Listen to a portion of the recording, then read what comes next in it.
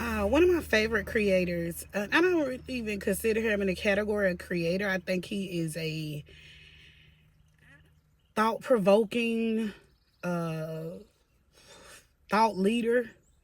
But he has a podcast, the Eggs and Grits podcast, and I think his name is Deontay. And he made a statement, and he said that liberation is a life's work. And it stuck with me, like that phrase just really stuck with me for some reason, like liberation being a life's work. And I thought about my own story and how I have literally been on a liberation journey, and I'm calling it a spiritual awakening, but it was mostly included liberating myself from what I thought was like old patterns, outdated doctrine, limiting beliefs, old self-concepts, just liberating myself from a past, things that I just no longer resonated with. I needed liberation from, right? And so I went about the journey of doing that. And in that journey, there were a lot of hard questions that I had to ask, like hard questions that I had to answer, because I heard before, that the quality of your life is based on the questions that you ask yourself, the quality of the questions that you ask yourself. Like if you don't have quality, rich questions that you are asking yourself, really pondering on, reflecting on, and thinking about deeply, then the quality of your life will suffer.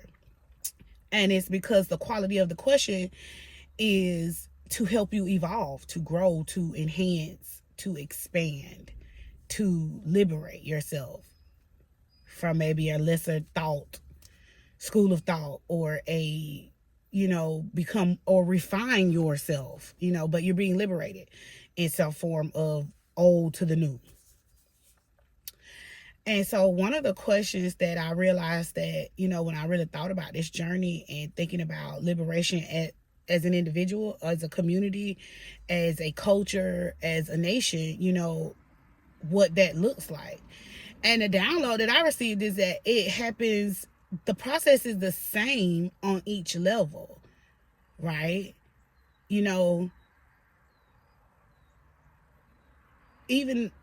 as a community, we have to ask ourselves quality rich questions, right? Like character building questions, I should say. You would still have to ask ourselves the same questions as a culture, as a community, as a family, as a village, as a nation. Those questions would still be the same on an individual level as it would be on a global scale. The question would be the same. And that first question is, who told you this about yourself, your community, your culture, right? And do you still believe them? Yeah. Who told you that? Because your information is only as good as your source. And that's true. So the first question you have to ask yourself is, who told you this about yourself? And do you still believe them?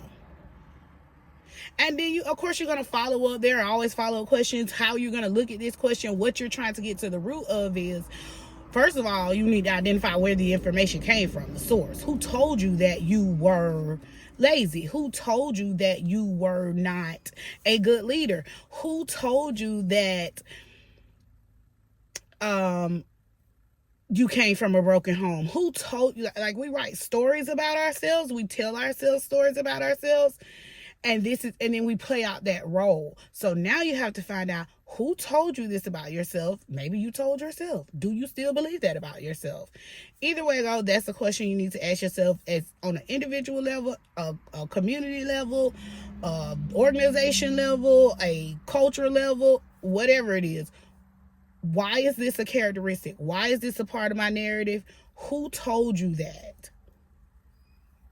I love to ask that question. I even asked, I really received that question when I was this was years ago, maybe like 2016, and it came up during a position that I had with a company.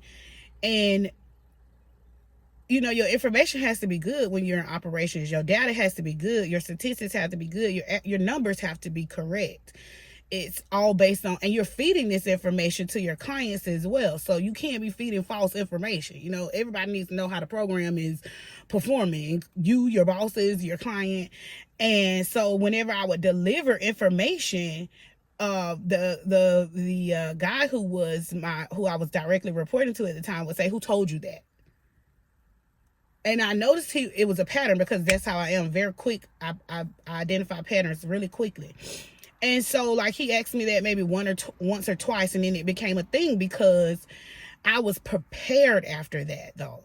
I knew he was going to ask me to identify where this information came from, because your information is only as good as your source. Who told you that? And do you still believe them? That's question number one. Question number two. If I wasn't afraid of rejection, what would I create? If you weren't afraid of it not being socially accepted, traditionally accepted, personally sometimes, accepted, maybe in your home. If you weren't afraid of rejection, because rejection is just a lack of acceptance, okay? So you want to be accepted, but you're fear of the rejection of this idea, this version of you, the new characteristics that you have. There is another version of you emerging that doesn't look like the version that everyone around you, your family, your co-workers, your community, your church, your government, whatever, they don't know this version of you. You don't know how well you'll be received. So if you weren't afraid of rejection, what would you create? Who would you create yourself into? Right? What old doctrine would you leave behind and replace with new? What belief system would you choose for yourself, or would you choose the one that you currently have because it's your choice and not someone who decided for you long before you were born? Because we've been missionary Baptists since great grandma was born, right? Not saying that you wouldn't choose that, but would you? You have to look at that and say, the person that I am now, the person that I'm striving to become, the person that I am liberating myself to be, I'm giving myself this permission to liberate myself from anything that I don't align with, that I don't resonate with, that I no longer believe the story that was told to me in the first question. I'm ready to let that go and liberate myself onto something newer, greater, more aligned with me personally. So what would I create? Because now it's new. It's never been done. So you're creating now. Now you're not in a position of maintaining or staying in the lane or just upholding something. You are now creating the new. So what would you create? Would you be a business owner? I don't know. Would you be more inclined to, live in nature, to be more of an off the grid type person? Would you, still choose your corporate position? I've thoroughly enjoyed the business of operations. I definitely chose that for myself, so I know that about me. But some people, we don't really choose that. Like, did you choose to be an artist?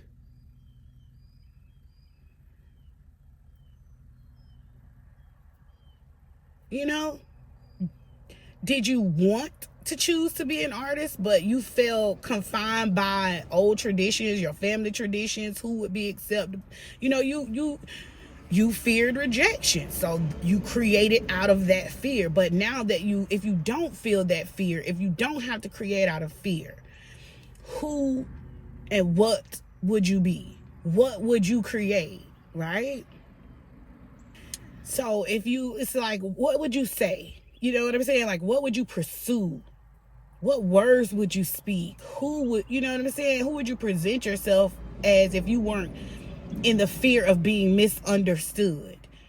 Who, and then you have to ask yourself also, who validation are you looking for? So who are you in fear of being misunderstood by? Who are you in fear of being rejected by? Who or what are you fearing this rejection from? Where's the source of that? You know, whoever that is who you're asking for validation from.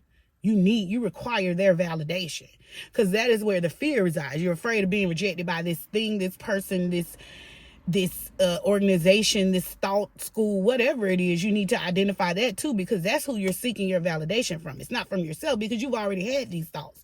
You already have envisioned yourself as this person. That's why you're on this journey to liberate yourself. So then I had to ask myself, like, who am I afraid of? Like, who gonna whoop me if I choose to move out of the state, if I choose to fall in love with the person I want to, if I choose to raise my kids in this particular way, if I choose that I don't want to eat in this certain way, if I choose to be unique as an individual and liberate myself to be my most authentic self, who am I searching for validation or the permission to say that I can start this process, that I can be this person? Because the only person you should be asking for validation from is you.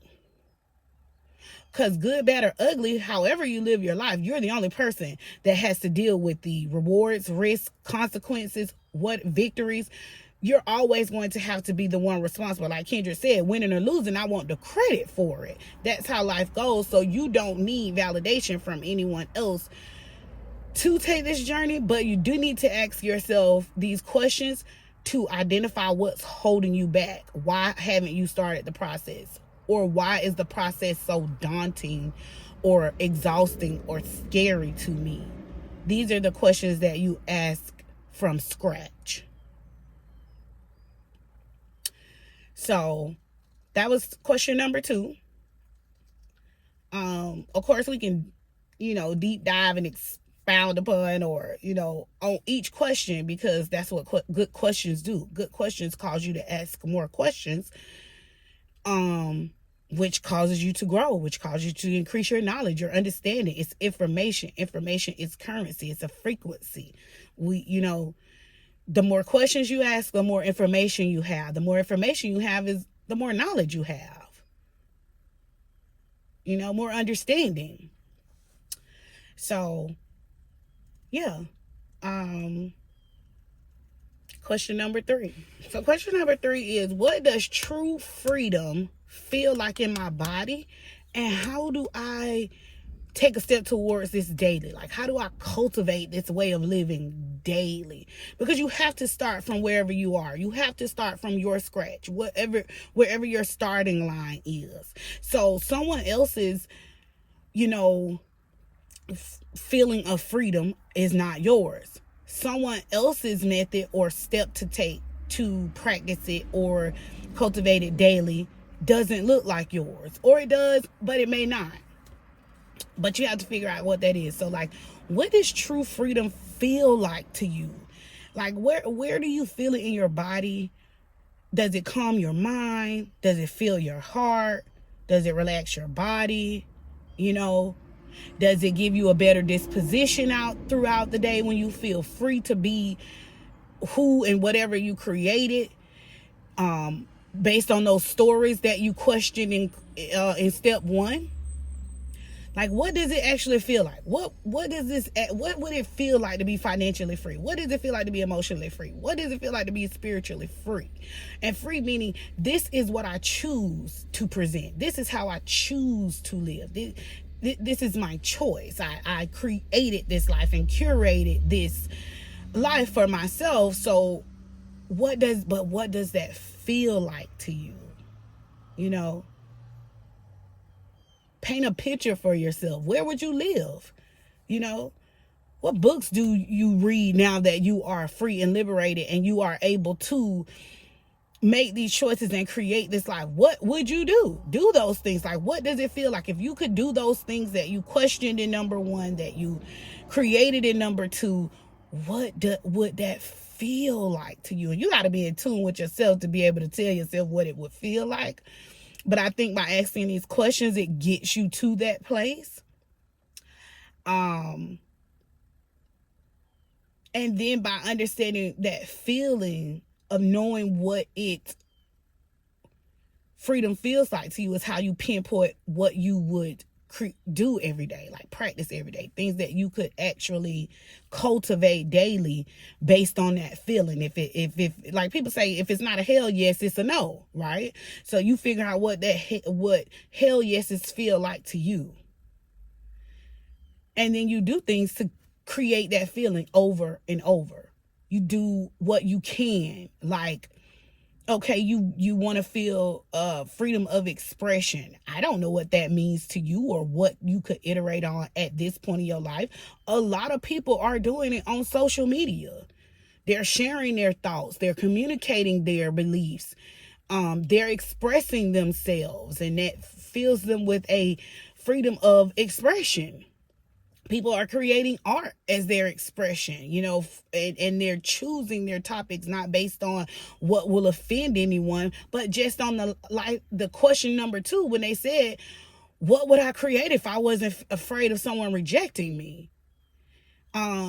So financial freedom looks like living within a life that you can provide yourself, that you can afford to provide yourself with as little outside influence as possible. Because remember, now you're liberating yourself. You don't want to put yourself back in the confines of having to live under or follow someone else's path or plan, because that's the whole point of this, is for freedom, for liberation, to be able to be your own creator, to be sovereign, to choose who you want to be. So you have to decide that as well, because being financially free looks different for everybody. Some people say there's a school of thought of you need to earn more to gain financial freedom. But there's also a school of thought that says you need less. You should need less in order to have more, to live better, right? So, and there's an argument for both sides, because people are, there's an argument of saying, why would I need less? You want me to settle for less. You want me to basically not advocate for myself, that I should have, it's only right for me to be able to provide myself this bare minimum of life, this scratch. And everybody don't have the same concept of scratch, right? I prefer both schools of thought. I'm also a part of that school of thought, is if I need less, then I have to have less interference. And I mean less interference as in solely dependent on corporate America to provide my income. I'm not currently liberated from corporate America. So now I have to make choices that, although I'm not completely able to remove corporate America as a support or a system inside of my life, or an influence at this time, I can do something to cultivate it daily. And that could mean looking for things that help me generate income independent of a corporate America job. It doesn't mean quit your job, but you can start the process of becoming more income stable, or what they say, have multiple streams of income. So if one of the streams of income is already influenced by a system that you're not aligned with, and I'm not talking to the people who are saying, I love my corporate America job, nothing wrong with corporate. That's not for you. These are for people who are wanting to liberate themselves from that. This is about liberation. Okay. So you can make steps daily without devastating your life. Sometimes you have to make a choice that will cause you to have a tower moment. Sometimes you can just take the step. Step 1, work towards it. Don't take forever, but there are steps that you can take daily. You want to be more, your food source. You don't want to be solely dependent, or you're trying to remove the influence of corporations or harmful ingredients just to get more healthy. But in order to do that, you have to have more control over the your food source, what's being produced, your ingredients. You literally have to get into the mix. To do that, you have to be able to support that yourself in order to sustain your home, your family, your community, whatever it is. But if you're going to liberate yourself, you have to, in order to break down a system, you have to build a new one in its place. Right? So you take steps. Okay? Right now, I don't own a chain of grocery stores. I have no influence over what Walmart, Publix, Target, or anyone offers at all, the quality of it or anything. Okay. I also don't have the resources to provide myself this produce, these, you know what I'm saying? I can't produce this myself at this time, but I am sustaining myself off of it, and so is my family and my community, right? I want to make a better system, right? But at this time, I'm still dependent on the old. I'm not completely liberated, but I'm taking steps daily to cultivate this. So maybe you do have a backyard garden, and now you have an additional source for food, right? You're not solely dependent on this. So, you know, it's like having a backup plan, a plan B. It started off as a plan B. It started off as a backup plan. It started off as a supplement, and grow that into having a produce farm or a actual farm that produces livestock and produce and meat products and food sources for your community. It can start at a backyard garden. You just have to cultivate it daily. This is why I mean the process for liberation individually, as a community, as a culture, as a nation, globally, they're all the same steps. You can ask yourself these questions on an individual level and a global level in regards to liberation. Okay? So that's my thought. We can go deeper into it. I would love to. I'm just now starting to share and express myself in this form.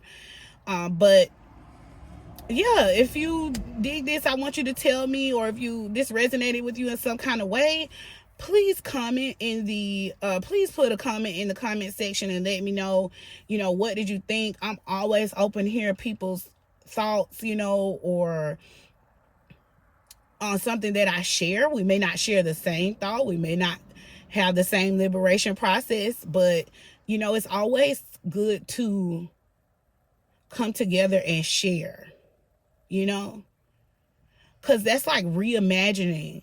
It's, you don't always want to reinvent the wheel. Sometimes you just need to reimagine how the wheel can function better, and then put a plan in place for that. So anyways, I'm going to end this video now because I got to go to work.